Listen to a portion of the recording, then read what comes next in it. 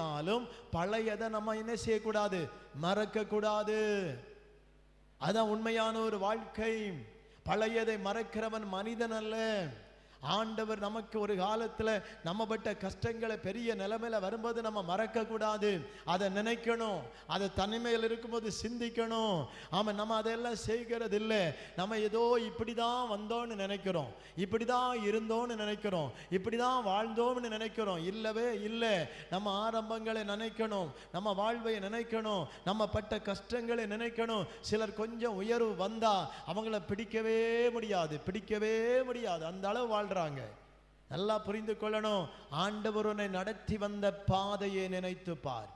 ஆண்டவர் உனக்கு செய்த காரியங்களை நினைத்து பார். வெட்கத்தை விட்டு இப்படி சொல்லும் போது எனக்கும் கொஞ்சம் ஆச்சரியமா இருந்தது. ஆண்டவருடைய பிள்ளைகள் இப்படி ஒவ்வொரு நிலைமையிலும் கஷ்டப்படுகிறவர்களை தான் கர்த்தர் இன்னைக்கு உயர்த்தி வச்சிருக்கிறார். ஆமை சத்தமா அல்லேலூயா.